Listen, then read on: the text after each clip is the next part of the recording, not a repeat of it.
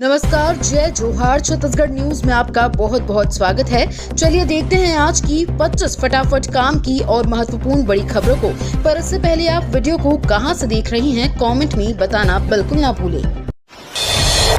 3 मार्च को पेश होगा छत्तीसगढ़ का बजट। कल से शुरू होगा सत्र। छत्तीसगढ़ विधानसभा का बजट सत्र कल से यानी 24 फरवरी से शुरू हो रहा है, जो 21 मार्च तक चलेगा। इस दौरान वित्त मंत्री ओपी चौधरी राज्य का बजट पेश करेंगे। विधानसभा अध्यक्ष डॉक्टर रमन सिंह ने आज बजट सत्र को लेकर जानकारी दी। बताई कि 3 मार्च को छत्तीसगढ़ का बजट पेश किया जाएगा। छत्तीसगढ़ सरकार का बड़ा फैसला, धान उत्पादक किसानों को मिली 3300 करोड़ की सौगात। छत्तीसगढ़ के सीएम विष्णुदेव साय की अध्यक्षता में हुई मंत्रिपरिषद की बैठक में किसानों को लेकर कई निर्णय लिए गए हैं। प्रदेश सरकार ने खरीफ विपणन सत्र 2024 से 25 में एमएसपी पर खरीदे गए धान की बची राशि का भुगतान करने के लिए अतिरिक्त 3300 करोड़ रुपए जारी करने का निर्णय लिया है। मंत्रिपरिषद की बैठक में बीज की जरूरत होने पर नाफेड सहित दूसरी पंजीकृत एजेंसियों के से बीज खरीद करने का फैसला लिया गया है। छत्तीसगढ़ हाईकोर्ट के फैसले के बाद कृषि शिक्षकों की भर्ती में बीएड की डिग्री अनिवार्य होगी। छत्तीसगढ़ हाईकोर्ट के फैसले के बाद अब छत्तीसगढ़ में कृषि शिक्षकों की भर्ती में बीएड की डिग्री अनिवार्य होगी। हाईकोर्ट ने निर्देश दिए हैं कि इसमें छूट नहीं दे सकते हैं। Chief justice Ramesh Sinha, justice Ravindra Kumar Agarwal की डिवीजन बेंच ने छूट के प्रावधानों को असंवैधानिक और अधिकारहीन घोषित कर नियम अनुसार ही भर्ती प्रक्रिया करने के निर्देश दिए हैं। भर्ती प्रक्रिया में शामिल कुछ आवेदकों ने हाई कोर्ट में याचिका दायर की थी। याचिका में कहा गया कि वे कृषि विज्ञान में स्नातक की डिग्री के साथ साथ बीएड या डिप्लोमा इन एलिमेंट्री एजुकेशन उत्तीर्ण हैं।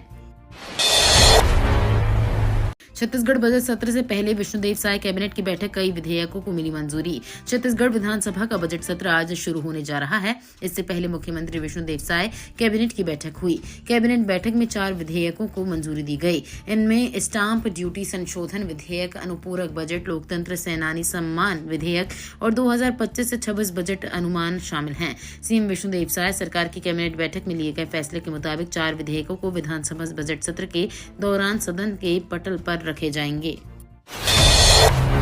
आईआईएम रायपुर में छत्तीसगढ़ के विधायकों को मिलेगा विशेष प्रशिक्षण। छत्तीसगढ़ विधानसभा के बजट सत्र के बाद प्रदेश के विधायकों के लिए भारतीय प्रबंधन संस्थान रायपुर में विशेष प्रशिक्षण कार्यक्रम आयोजित किया जाएगा। इस पहल का उद्देश्य विधायकों की प्रशासनिक दक्षता और नेतृत्व क्षमता को सशक्त बनाना है। इसके साथ ही विधायकों को लंदन या सिंगापुर जैसे देशों में प्रशिक्षण देने पर भी विचार किया जा रहा है। अब छत्तीसगढ़ के जेलों में बंद कैदियों के पाप कटेंगे। छत्तीसगढ़ के जेलों में सजा काट रहे कैदी 25 फरवरी को महाकुंभ के पवित्र जल से स्नान करेंगे। प्रदेश के डिप्टी सीएम विजय शर्मा ने इस संबंध में कहा कि जब मैं प्रयागराज महाकुंभ गया था तो वहां से पवित्र जल लेकर आया हूं। उन्होंने कहा कि यह विशेष अवसर 144 साल बाद आया है। कैदी इस जल से स्नान करेंगे। डिप्टी सीएम विजय शर्मा ने त्रिस्तरीय पंचायती राज चुनाव के तीसरे चरण के बारे में भी बयान दिया। उन्होंने कहा कि भाजपा की विष्णुदेव साय सरकार ने चुनाव में जीत हासिल की है और मुख्यमंत्री विष्णुदेव साय की टीम ने बहुत मेहनत की है। छत्तीसगढ़ में कृषि शिक्षकों की भर्ती में अब बीएड अनिवार्य, हाईकोर्ट का बड़ा फैसला। छत्तीसगढ़ के बिलासपुर हाईकोर्ट ने कृषि शिक्षकों की भर्ती प्रक्रिया को लेकर बड़ा फैसला सुनाया है।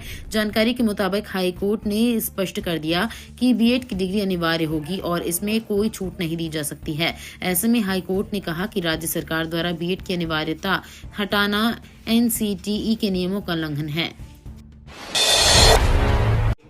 यूपी में बनेगा 320 किलोमीटर लंबा विंध्य एक्सप्रेसवे। छत्तीसगढ़ और झारखंड के साथ कनेक्टिविटी होगी बेहतर। योगी सरकार ने प्रयागराज से सोनभद्र के बीच 320 किलोमीटर लंबे नए एक्सप्रेसवे के निर्माण को हरी झंडी दे दी है।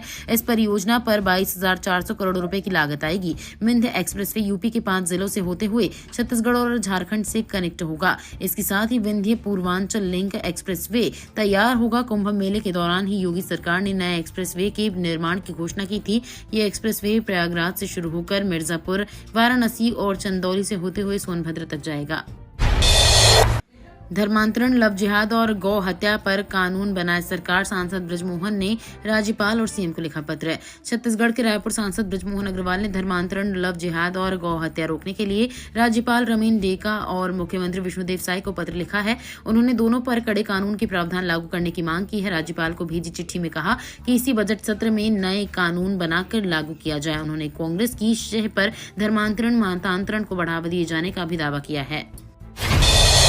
सरकारी कंपनियों में एसईसीएल का शानदार प्रदर्शन, आईजीओटी कर्मयोगी पोर्टल पर चौथा स्थान। बिलासपुर स्थित साउथ ईस्टर्न कोलफील्ड्स लिमिटेड ने एक बड़ी उपलब्धि हासिल की है। भारत सरकार के आईजीओटी कर्मयोगी लर्निंग पोर्टल पर कंपनी ने देश भर के सरकारी उपक्रमों में चौथा स्थान प्राप्त किया है। एसईसीएल के 11,971 कर्मियों ने पोर्टल पर पंजीकरण कराया है। इनमें 2,445 अधिकारी और 9,526 कर्मचारी शामिल हैं।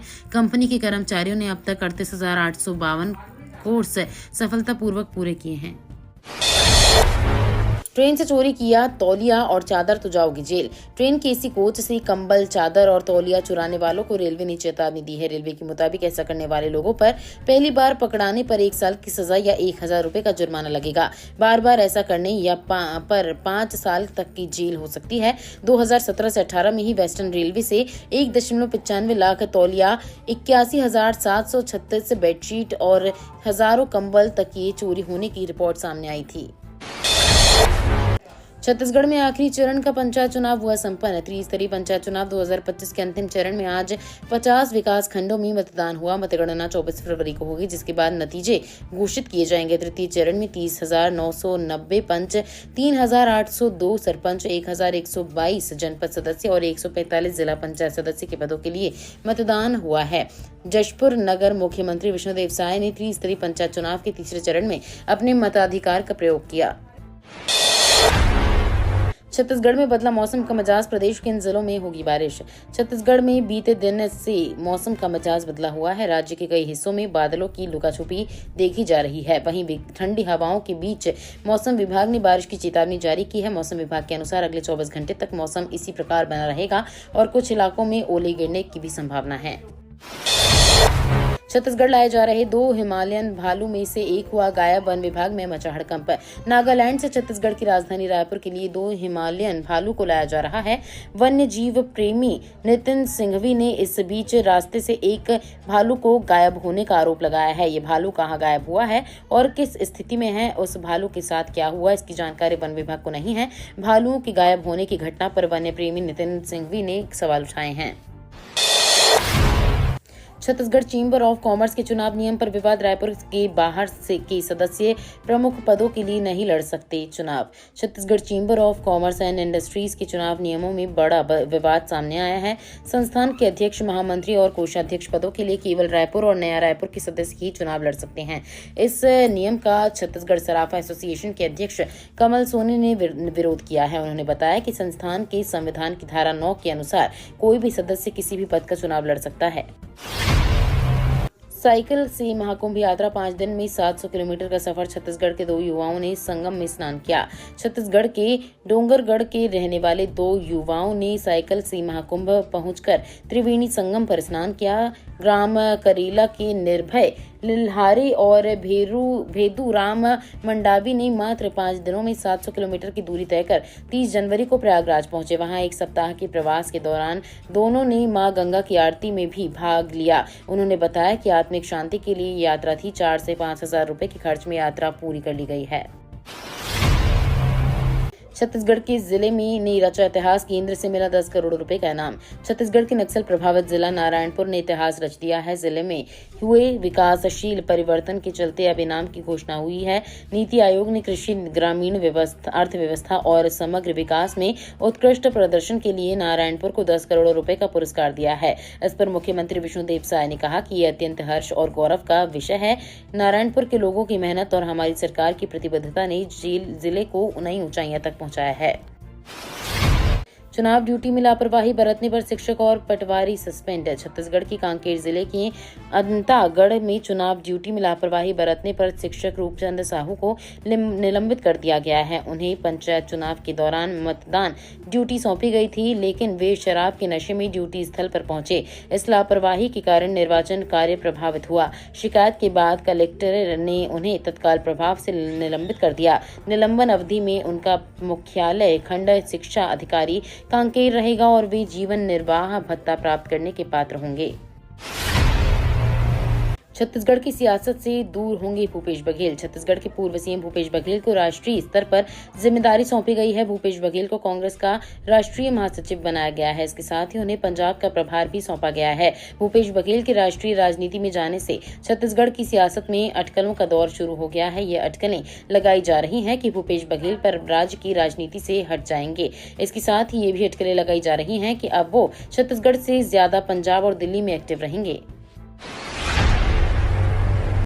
छत्तीसगढ़ में सतत वन प्रबंधन को मजबूती देने के लिए ठोस नीतियां बनाने पर जोर। छत्तीसगढ़ वन विभाग और नई दिल्ली स्थित द एनर्जी रिसर्च इंस्टीट्यूट के संयुक्त प्रयास से वन पारिस्थितिकी तंत्र की सेवाओं और उनकी राज्य की जीडीपी में संभावित योगदान विषय पर राष्ट्रीय कार्यशाला का आयोजन हुआ। इस कार्यशाला में देश भर के विशेषज्ञों ने वन पारिस्थितिकी तंत्र सेवाओं के आर्थिक मूल्यांकन और नीति निर्धारण में उनकी भूमिका पर विचार विमर्श किया। मार्च तक करा लें ये जरूरी काम, नहीं तो सीधे घर पहुंचेगा चालान। बिलासपुर जिले में कुल 4,90,102 वाहनों में से ये नंबर प्लेट लगने हैं। इनमें करीब 10,000 वाहनों में ही अब तक ये प्लेट लगा पाई है। यही रफ्तार रही तो 37 दिन में बाकी वाहनों में प्लेट कैसे लगेंगी, ये सोचनीय है। केंद्रीय मोटरयान अधिनियम 1988 एवं केंद्रीय मोटरयान नियम 1989 के प्रावधान अनुसार 1 अप्रैल 2019 से पहले पंजीकृत प्रत्येक वाहनों पर हाई सिक्योरिटी नंबर प्लेट लगाना अनिवार्य किया गया है। बलौदाबाजार हिंसा मामले में जेल में बंद 112 लोग हुए रिहा, हाईकोर्ट से सशर्त मिली जमानत। छत्तीसगढ़ के बिलासपुर जिले में बलौदाबाजार हिंसा मामले में 112 लोगों को हाईकोर्ट से जमानत मिली है। प्रत्येक को 25,000 रुपए की व्यक्तिगत बॉन्ड और जरूरत पर संबंधित ट्रायल कोर्ट में उपस्थित होने की शर्त पर जमानत पर रिहा करने का आदेश नरेंद्र कुमार व्यास की सिंगल बेंच ने दिया है। ट्रायल कोर्ट में उपस्थित न होने पर जमानत स्वमेव निरस्त हो जाएगी। बलौदाबाजार के तमोरी में चुनाव का बहिष्कार। बलौदाबाजार जिले के पलारी जनपद की ग्राम पंचायत खपरी भ के आश्रित ग्राम तमोरी में विकास की मांग को लेकर ग्रामीणों ने मतदान का बहिष्कार किया है। गांव में कुल 663 मतदाताओं में से मात्र 12 लोगों ने ही वोट डाला। ग्रामीण यहां विकास न होने से नाराज हैं और स्वतंत्र पंचायत की मांग कर रहे हैं। चुनाव के पहले ही ग्रामीणों ने बहिष्कार का ऐलान कर दिया था। पंचायत चुनाव के अंतिम चरण में ये देखने को मिला जब वोटर्स वोट देने नहीं पहुंचे। बांग्लादेश में हिंदुओं के खिलाफ हिंसा रोकने के लिए सुप्रीम कोर्ट में याचिका दायर कर केंद्र सरकार से बांग्लादेश ने हिंदुओं और अन्य अल्पसंख्यकों के खिलाफ हो रही हिंसा को रोकने के लिए तत्काल कदम उठाते हुए मांग की गई है। याचिका में नागरिकता संशोधन अधिनियम 2019 के तहत नागरिकता के लिए आवेदन की अंतिम तिथि बढ़ाने की भी मांग की गई है ताकि हिंसा के चलते भारत में प्रवेश करने वाले हिंदुओं को इसका लाभ मिल सके। ये याचिका लुधियाना के व्यवसायी और समाजसेवी राजेश ढांडा द्वारा दायर की गई है। उप मुख्यमंत्री विजय शर्मा ने ली साइंस सिटी को लेकर बड़ी बैठक। रायपुर निवास कार्यालय में नया रायपुर में प्रस्तावित साइंस सिटी को लेकर बैठक आयोजित की गई। देश का 6वां साइंस सिटी की स्थापना नवा रायपुर में किया जाएगा। बैठक में अपर मुख्य सचिव विज्ञान एवं प्रौद्योगिकी विभाग Renu ji Piplai, director general CRSC doctor S Karmakar के सहित विभिन्न विभाग और विशेषज्ञों ने भाग लिया। साइंस सिटी की अवधारणा, उसके उद्देश्यों, समाज पर प्रभाव, आर्थिक संभावनाओं और परियोजनाओं के क्रियान्वयन की विस्तृत योजना पर चर्चा की। ये तो थी आज की बड़ी खबरें। अगर आपको न्यूज पसंद आई हो तो वीडियो को लाइक और शेयर करना बिल्कुल ना भूलें। धन्यवाद।